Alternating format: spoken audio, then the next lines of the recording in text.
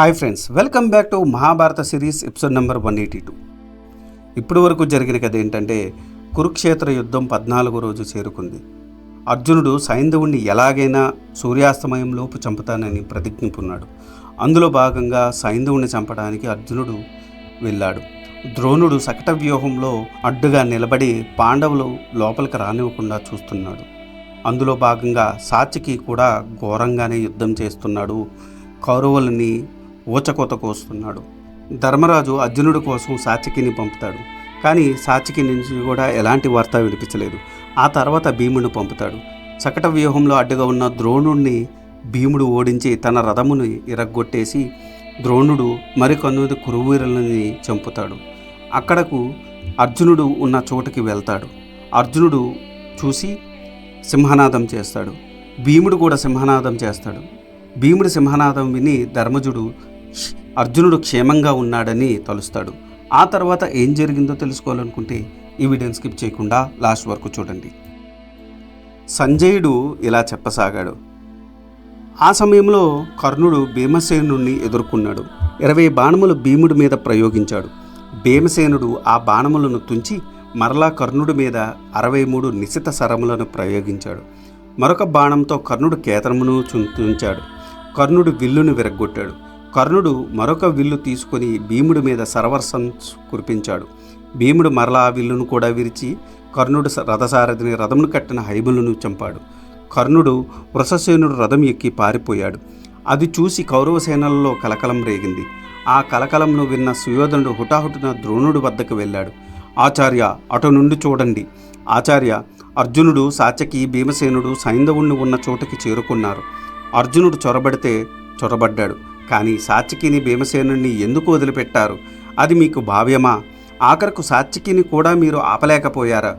మీరు ఈ మాదిరిగా అందరి ముందు తలవంచడం మా దౌర్భాగ్యము కాక మరేముంది అని నిష్ఠూరంగా మాట్లాడాడు. ఆ మాటలకు ద్రోణుడు ఇలా అన్నాడు. సుయోధన, ఇక్కడ ఎవరు ఎలా వెళ్ళారు అని కాదు, మనము చూడవలసింది సైంధవుడు క్షేమంగా ఉన్నాడా లేదా అని. సైంధవుని క్షేమం మన తక్షణ కర్తవ్యము. ఈ దినం నీకు అర్జునుడి మీకు జరుగుతున్న యుద్ధం ఒక జూదం లాంటిది. ఇందులో సైంధవుడు ఒక పందెం. ఈ జూదం శకుని తెలివితేటలతో గెలిచేది కాదు, రణకౌశలంతో గెలవలసింది. కాబట్టి నీవు ధైర్యంగా ఉండు. కర్ణుడు, అశ్వత్థామ మొదలగు వీరులతో నీవు సైంధవుణ్ణి కాపాడు.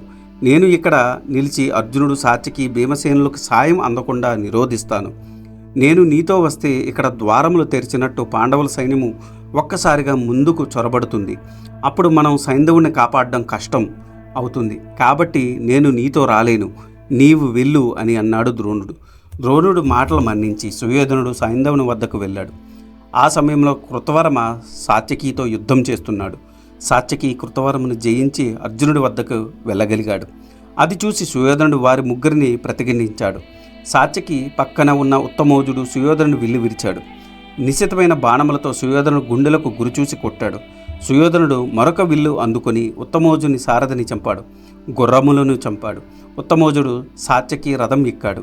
మరొక విల్లు తీసుకొని సుయోధనుడు రథం విరగొట్టాడు. సుయోధనుడు విల్లుని విరిచాడు. సుయోధనుడు తన రథం నుండి కిందకి దూకి గద తీసుకొని సాత్యకి రథమును విరగ్గొట్టాడు.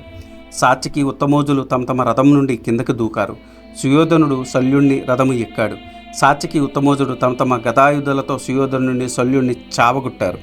వారికి రథం నుండి కిందకు తోసి ఆ రథము ఎక్కి అర్జునుడిని చేరుకున్నారు అని పలికిన సంజయుడి మాటలు విని ధృతరాష్ట్రుడు, అదేమిటి సంజయ, మన వాళ్ళందరూ కర్ణుడు పాండవులను గెలిచి మనవలను కాపాడతారని అనుకుంటే అదేమిటి ఇలా అయింది? కర్ణుడు ఎక్కడికి పోయాడు, ఏం చేస్తున్నాడు, వివరంగా చెప్పు అని అడిగాడు. సంజయుడు ఇలా చెప్పసాగాడు. వృషసేనుడు రథం ఎక్కి పారిపోయిన కర్ణుడు మరలా భీముడి వద్దకు వచ్చి భీమసేన అని ఎలుగెత్తి పిలిచాడు. ఆ పిలుపు విని భీమసేనుని కోపం వచ్చింది. కర్ణుడి మీద సర్వర్సం కురిపించాడు. కర్ణుడు కూడా భీమసేనుడు వేసిన బాణములను తుంచి తిరిగి భీమసేనుని అతి క్రూరమైన బాణములతో ముంచెత్తాడు. ఇరువురి మధ్య పోరు ఘోరంగా సాగుతుంది. కర్ణుడి విల్లును తురించాడు. కర్ణుడు రథము కట్టిన హైమలను సారథిని చంపాడు. కర్ణుడు చికాకు పడి పక్కకు పోయి వేరొక రథం ఎక్కాడు అని చెప్పిన సంజయుని చూసి, ఛ, మా సుయోధనుడు ఎంతగానో నమ్మిన కర్ణుడు ఈ విధంగా చెయ్యడం చూసి బుద్ధిహీనుడై మా సుయోధనుడు ఏమనుకున్నాడో ఏమో. అది సరే, అన్ని డాంబికాలు పలికిన కర్ణుడు తర్వాత ఏం చేశాడో చెప్పు అని అడిగాడు ధృతరాష్ట్రుడు. సంజయుడు ఇలా చెప్పసాగాడు. అవమానంతో రగిలిపోతున్న కర్ణుడు తిరిగి భీమసేనుడిని ఎదుర్కొన్నారు. ఆ ఇరువురి మధ్య పోరు ఘోరంగా సాగుతూ ఉంది. భీమసేనుడి చేతిలో కర్ణుడి సైన్యం మొత్తం హతమైపోయింది అని చెప్పాడు సంజయుడు. అది విన్న ధృతరాష్ట్రుడు, సంజయ, కర్ణుడు అర్జునుడిని జయిస్తాడనే గుడ్డి నమ్మకంతో, అహంకారంతో మదమెక్కి సుయోధనుడు పాండవులతో యుద్ధానికి దిగాడు. కానీ ఈ కర్ణుడు కనీసం భీమసేనుడిని కూడా జయించలేకపోయాడు. వీడు అర్జునుడిని తక్కిన పాండవుల్ని ఎలా గెలవగలడు?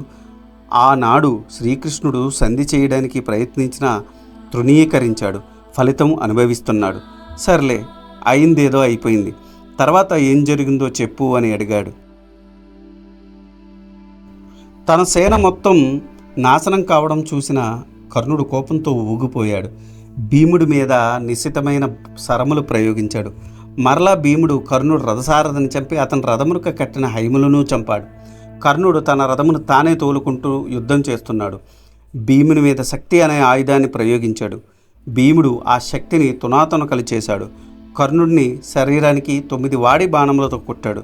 కర్ణుడు మరొక విల్లు తీసుకుని భీముడి మీద అవిశ్రాంతంగా శరవర్షం కురిపిస్తున్నాడు. ఇరువురు సింహనాదాలు చేస్తూ ఒకరినొకరు పోరుకుంటున్నారు. భీముడు కర్ణుడు విల్లు విరిచి అతని హైములను చంపాడు. కర్ణుడు ఒంటి నిండా బాణములు నాటాడు. అది చూసి సుయోధనుడు కర్ణుడికి సాయంగా దుర్జయుని పంపాడు. దుర్జయుడు అత్యంత సాహసంతో భీమసేనుడిని ఎదుర్కొన్నాడు. దుర్జయుడు భీమసేనుడి రథమునకు కట్టిన హైములను రథసారథిని గాయపరిచాడు. భీముడు కోపంతో ఊగిపోయాడు. కర్ణుడు చూస్తూ ఉండగా భీమసేనుడు ఒకే ఒక బాణంతో దుర్జయుని తల నరికాడు. కర్ణుడు మరలా భీముడిని ఎదుర్కొన్నాడు. భీముని వక్షస్థలం మీద ఒక వాడి అయిన బాణము నాటాడు. భీముడు తన గద తీసుకుని కర్ణుడు రథం విరగ్గొట్టాడు. సారథిని చంపాడు. కేతమును విరిచాడు. రథము విరిగినను కర్ణుడు వెనుదిరగలేదు. ఇంతలో సుయోధనుడు తన తమ్ముడైన దుర్ముఖుణ్ణి కర్ణుడికి సాయంగా పంపాడు. దుర్ముఖుడు భీముడిని తన పరాక్రమంతో ఎదుర్కొన్నాడు. ఒక పక్క కర్ణుడితో యుద్ధం చేస్తూనే 9 నిశమైన శరములతో భీముడు దుర్ముఖుణ్ణి చంపాడు. దుర్ముఖుడి చావు కల్లారా చూసిన కర్ణుడు దుఃఖంలో కుమిలిపోయాడు. మరలా భీమసేనుడిని ఎదుర్కొన్నాడు. కర్ణుడికి భీమునికి పోరు ఘోరంగా సాగింది. భీముడు అత్యంత క్రూరమైన బాణములు కర్ణుడు గుండెలకు గురిపెట్టి కొట్టాడు. భీముని దెబ్బకు తట్టుకోలేక కర్ణుడు తన రథమునకు పక్కన మరిల్చాడు అని చెప్పాడు సంజయుడు. ఆ మాటలు విన్న ధృతరాష్ట్రుడు సంజయుడితో ఇలా అన్నాడు, సంజయ, ఇది వైచిత్రం కాకపోతే భీముడి చేతిలో కర్ణుడు పరాజితుడు కావడం ఏంటి? ఈ కర్ణుడు నమ్ముకునే కదా నా కుమారుడు సుయోధనుడు పాండవులతో వైరం పెంచుకున్నాడు, ఈ యుద్ధానికి దిగాడు. కర్ణుడు పాండవులను యుద్ధంలో జయిస్తున్నాడు అని పొగుడుకుంటున్నాడు. ఈ విషయం వింటే సుయోధనుడు ఎంత బాధపడతాడో కదా. అయినా సంజయ, భీమసేనుడు ఆ దేవతలకు, రాక్షసులకు, నాగులకే భయపడలేదు. ఈ మనుషులు ఓ లెక్క. భీమసేనుడు జరాసంధుడిని చంపాడు అని తెలిసి కూడా పసివారు దుర్జయుడు, దుర్ముఖుడు అతని మీదకి యుద్ధానికి ఎందుకు వెళ్ళారు? సంజయ, ఒక్క భీముడేమి సాత్యకి తక్కువడా? దుర్యోధనుడు సాత్యకిని ఎదుర్కొనగలడా? మన వాళ్ళకు ఓటమి తప్పదు అనిపిస్తూ ఉంది అని బాధపడుతూ ధృతరాష్ట్రుడు ఉన్నాడు. ఆ మాటలు విన్న సంజయుడు, మహారాజా, కావాలని విషాన్ని తాగి శరీరం బాధపడుతుందా అని అనుకుంటే ఎలాగా? నీవు నీ కుమారుడు ప్రయత్నపూర్వకంగా ఈ యుద్ధము కోరుకున్నారు, అనుభవిస్తున్నారు. దానికి బాధపడడం దీనికి? ఇంకా మారు మాట్లాడకుండా యుద్ధ విశేషాలు వినండి అని చెప్పసాగాడు సంజయుడు. కర్ణుడు ఆ ప్రకారం ఓడిపోవడం చూసి నీ కుమారులు దుర్మర్షునుడు, దుర్మధుడు, దుస్సహుడు, విజయుడు, విచిత్రుడు మూకుమ్మడిగా భీముణ్ణి చుట్టుముట్టారు. వారి అండ చూసుకుని కర్ణుడు కూడా భీముడి మీద శరప్రయోగం చేస్తున్నాడు. భీమసేనుడు విజృంభించాడు. నీ కుమారులందరినీ తన వాడి బాణములతో చంపాడు. వారి రథములను విరగ్గొట్టాడు. అది చూసిన కర్ణుడు భీముడి మీద 75 బాణములను ప్రయోగించాడు. వాటిని మధ్యలోనే తుంచిన భీముడు కర్ణుడి శరీరంలో 105 బాణములను గుచ్చాడు. కర్ణుడిని వింటిని విరిచాడు. కర్ణుడు మరొక విల్లు తీసుకున్నాడు. అంతలో భీముడు కర్ణుడి సారథిని చంపాడు. మరలా అతని విల్లు విరిచాడు. రథము కట్టిన హైములను చంపాడు. కర్ణుడు ఒక గద తీసుకుని భీమసేనుడి మీదకి విసిరాడు. భీమసేనుడు ఆ గదను ముక్కలు చేశాడు. కర్ణుడు మరొక విల్లు తీసుకున్నాడు. భీమసేనుని కవచనం భేదించాడు. భీమసేనుడు కర్ణుడు తడుక్కున్న కవచనం కొట్టాడు. కర్ణుడు నేల మీద నిలబడి యుద్ధం చేయడం చూసిన సుయోధనుడు వెంటనే తన సోదరులైన చిత్రుడు, విచిత్రుడు, చారుచిత్రుడు, చిత్రధ్వజుడు, చిత్రవాయుధుడు, చిత్రకర్ముడు వీరిని భీముడి మీదకి ప్రయోగించాడు. భీమసేనుడు వారి రథములను అన్నిటినీ విరిచాడు. వారి సారథులను చంపాడు. వాడి బాణములతో నీ 7 కొడుకుల తలలు నరికాడు. ఈ వ్యవధిలో కర్ణుడు మరొక రథం ఎక్కి భీముడి మీదకు ఉరికాడు. ఇరువురి మధ్య పోరు ఘోరంగా సాగింది. ఒకరినొకరు తీసిపోనట్టు పోతున్నారు. ఇంతలో నీ కుమారులైన శత్రుంజయుడు, శత్రుసహుడు, సుహేదుడు, మదనుడు, ద్రముడు, చిత్రబాహుడు, వికర్ణుడు మొదలగు వారు కర్ణుడికి రక్షణగా భీమసేనుడితో యుద్ధం చేస్తున్నారు. వారందరూ మూకుమ్మడిగా భీమసేనుడిని చుట్టుముట్టారు. భీముడి మీద బాణవర్షం కురిపించారు. భీముడికి పట్టరాని కోపం వచ్చింది. ఒక్కొక్కరిని ఒక్కొక్క బాణంతో యమసదనానికి పంపాడు. విజయోత్సాహంతో సింహనాదం చేశాడు. భీముని చేతిలో తన తమ్ముళ్ళు మరణించడం చూసి సుయోధనుడు ఎంతో బాధపడ్డాడు అని సంజయుడు చెప్పాడు. తన కుమారుల మరణం గురించి విన్న ధృతరాష్ట్రుడు దుఃఖంతో, సంజయ, ఆనాడు జోదం జరుగుతున్నప్పుడు విదురుడు అన్న మాటలు అన్నీ అక్షరాలా నిజమవుతున్నాయి. ఇప్పుడు విచారించి ప్రయోజనం ఏమిటి? నా కుమారులు దుర్మరణం గురించి వినడం తప్ప నాకు మిగిలిందేమున్నది? సుయోధనుని కుయుక్తి దుర్బుద్ధితో ఇదంతా దాపురించినది. ఒకరిని నిందించి ప్రయోజనం లేదు. జరుగుతున్నది జరగక మానదు. తర్వాత ఏం జరిగిందో చెప్పు అని అన్నాడు ధృతరాష్ట్రుడు. సంజయుడు చెప్పడం ఆరంభించాడు. భీముడి సింహనాదం విన్న కర్ణుడు కోపంతో ఊగిపోయాడు. మరలా భీమసేనుడి మీదకి విజృంభించాడు. కౌరవసేనలు భీమసేనుడిని కమ్ముకున్నాయి. భీమసేనుడు వారందరితో యుద్ధం చేస్తున్నాడు. వారి రథములను విరగ్గొట్టాడు. వారి రథములను కట్టిన కేతములు, వారి రథసారథులను, రథములు కట్టిన హైములు చంపుతున్నాడు. కౌరవసేనలు వరుసపెట్టి నరుకుతున్నారు. వారి నెత్తురు కాలువలుగా ప్రవహిస్తూ ఉంది. చావగా మిగిలిన కౌరవసేనలు భీముడిని ఎదురుపడకుండా పక్కకు తప్పుకుంటున్నాయి. భీమసేనుడిని ఎదుర్కొనే వారే లేపలేకపోయారు. భీమసేనుని ఎదురుగా కర్ణుడు ఒక్కడే మిగిలాడు. భీమసేనుడు కర్ణుడు గుండెలకు గురి చూసి కొట్టాడు. కర్ణుడి నిదుటి మీద వరుసగా బాణములు నాటాడు. దానికి ప్రతిగా కర్ణుడు భీమసేనుడి మీద 100 బాణములు ప్రయోగించాడు. దానికి కోపించి భీముడు కర్ణుడి విల్లు విరగ్గొట్టాడు. కర్ణుడు మరొక విల్లు తీసుకొని భీమసేనుడి మీద పరంపర కురిపించాడు. కర్ణుడు భీముని విల్లు తెరిచాడు. భీముని కేతమును పడగొట్టాడు. భీముడు రథసారథిని కొట్టాడు. భీముడు కర్ణుడి మీదకు శక్తి బాణం ప్రయోగించాడు. కర్ణుడు దానిని 9 శరములతో త్రుంచాడు. భీముడు తన కత్తి డాలు తీసుకున్నాడు. కర్ణుడు భీముడు డాలును విరగ్గొట్టాడు. భీముడు తన కత్తితో కర్ణుడు విల్లు విరిచాడు. కర్ణుడు వేరొక విల్లు తీసుకునే లోపల భీముడు కర్ణుడు రథం మీదకి లంఘించాడు. కర్ణుడు భయపడ్డాడు. తన రథమును వెనక్కకు పోయి దాక్కున్నాడు. రథం మీద కర్ణుడు కనబడలేదు. కర్ణుడు ఎక్కడికి పోయాడా అని భీముడు నలుదిక్కులా చూస్తున్నాడు. ఒకవేళ రథం కింద దాక్కున్నాడేమో అని తేరు కిందకు చూశాడు. భీముడి మీదకి కర్ణుడు బాణములు ప్రయోగించాడు. ఆ బాణములు దాటికి తట్టుకోలేకపోయాడు భీముడు. అక్కడే పడి ఉన్న సైనికుల శవములు, గుట్టములు అడ్డం పెట్టుకుని వాటిలోకి దూరిపోయాడు భీముడు. భీముడి దైన్యస్థితిని చూసిన కర్ణుడు అతని వద్దకు పోయి అతని మీద విల్లు పెట్టి విలాసంగా నిలబడి భీముడితో ఇలా అన్నాడు. ఓరి భీమసేన, తిండిపోతా, నీకు యుద్ధం ఎందుకురా? కడుపు నిండా మింగి ఒక పక్క కూర్చోక నీకు యుద్ధం కావాల్సి వచ్చిందా? అంతగా మిడిసిపడుతున్నావు. అడవుల్లో మృగాల మాదిరి తిరిగిన నీకు, ఆకులములు, అలములు, పచ్చి మాంసం తిన్న మీకు యుద్ధం ఎందుకురా? అయినా నీ శక్తి తెలుసుకొని నీకు తగిన వారితో యుద్ధం చెయ్యి, కానీ నాతో పెట్టుకోకు. అరుగో కృష్ణార్జునులు, వారి వద్దకు పోయి తలదాచుకో పో అని భీముణ్ణి నిందించాడు కర్ణుడు. అది చూశాడు అర్జునుడు. భీముడి దుఃఖమును నివారించడానికి కర్ణుడితో యుద్ధానికి తలపడ్డాడు. అది చూసి కర్ణుడికి సాయంగా అశ్వత్థామ వచ్చాడు. అర్జునుడు కర్ణుడి మీద వేసిన బాణములన్నీ అశ్వత్థామ మధ్యలోనే తుంచాడు. అర్జునుడి మీద 64 బాణములు ప్రయోగించాడు.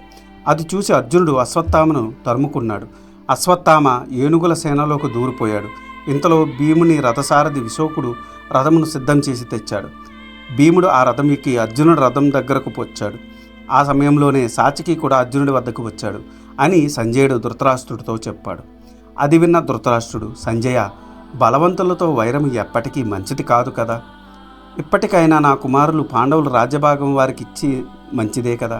కానీ నా కుమారుడు పెద్ద మూర్ఖుడు, నా మాట వినడు. ఎందుకంటే వాడికి తెలియదు, ఒకరు చెబితే వినడు. ఇలాంటి కొడుకును ఏమనగలను? అది అటుండును. ఎప్పుడైతే అర్జునుడు ద్రోణుడి దాటి సక్టవ్యూహంలో ప్రవేశించాడో అప్పుడు సైంధవుడు సగం చచ్చాడు. ఇప్పుడు అదే దారిలోకి సాత్యకి, భీముడు అర్జునుడిని చేరుకున్నారు. ఇక సైంధవుని మరణం తథ్యం కదా. సరే, ఇప్పుడు ఏమనుకున్నా ఏమున్నది, యుద్ధ విశేషాల వివరింపము అని అన్నాడు ధృతరాష్ట్రుడు. ఇది ఈనాటి వీడియో. ఆ తర్వాత ఏం జరిగిందో తెలుసుకోవాలనుకుంటే మీరు నా నెక్స్ట్ వీడియో కోసం వెయిట్ చేయాల్సిందే. దానికన్నా ముందు నాదొక చిన్న రిక్వెస్ట్. నేను చేసే ఈ మహాభారత సిరీస్ వ్యాస భారతం నుండి కవిత్రయం అంటే నన్నయ్య గారు, తిక్కన గారు, ఎర్రాప్రగడ గారు తెలుగులోకి అనువదించారు. అదే ఈ మహాభారతాన్ని నేను మీకు యథాతథంగా అందించాలనే సదుద్దేశంతో ఈ వీడియోలు చేస్తున్నాను. జనరేటెడ్ ఇమేజెస్తో వీడియోస్ చేయడం కొంచెం కష్టతరమైన విషయం అయినప్పటికీ మన సనాతన ధర్మంలో ఉన్న మంచిని చెప్పాలనే ఉద్దేశంతో పూర్తి కథని ఈ వీడియోల రూపంలో అందించడం జరుగుతుంది. అందుకని మీలాంటి వారి సపోర్ట్ నాకెంతో ముఖ్యం. మీరు నన్ను సపోర్ట్ చేయాలనుకుంటే జస్ట్ మీ అభిప్రాయాన్ని కమెంట్ల రూపంలో తెలియచేస్తూ, లైక్ చేస్తూ, 10 మందికి షేర్ చేస్తూ మన ధర్మాన్ని 10 మందికి అందేలా చేయాలని కోరుకుంటున్నాను. ఈ వీడియో కనుక మీకు నచ్చితే do like, share and subscribe. Thanks for watching. జై సనాతన ధర్మం.